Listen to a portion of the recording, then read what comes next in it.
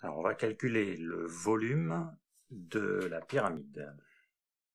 Alors j'ai tracé une pyramide, donc une base, et ensuite le sommet. Alors le volume de la pyramide,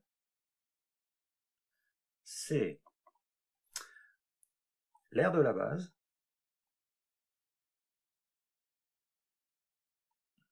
fois la hauteur, le tout divisé par 3. Donc on pourrait noter ça.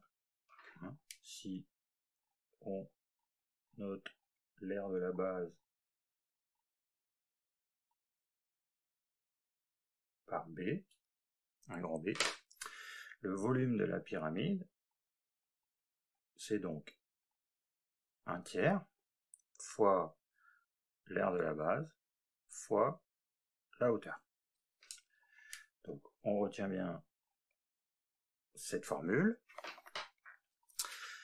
Donc B, on est bien d'accord, c'est l'aire de la base, parce que ça, de la base, c'est pas la dimension, la longueur, une des longueurs, c'est l'aire de la base.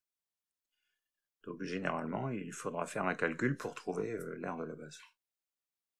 Alors, sur mes deux exemples, premier exemple, on me donne une pyramide de hauteur 8 cm et on me dit que l'aire de la base c'est 10 cm².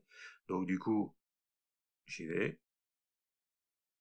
Aire de la base, 10 fois 8 divisé par 3.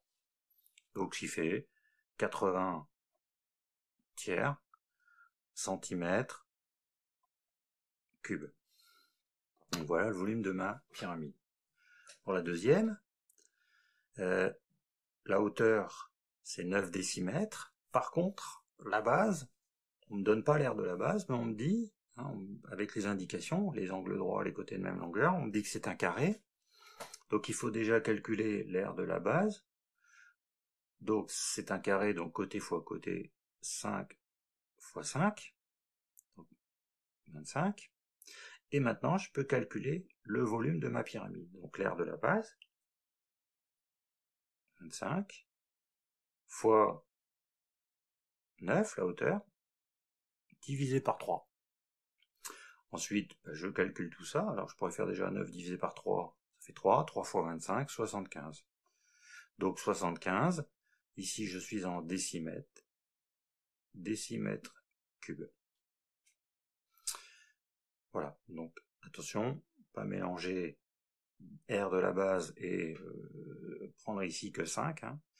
Alors généralement, on a des pyramides à base carrée, à base rectangulaire, ou à base triangulaire. Donc triangulaire encore, on pourrait trouver, avoir les bonnes dimensions pour calculer l'aire de la base. Sinon, l'aire de la base, elle nous est donnée dans les données de l'énoncé.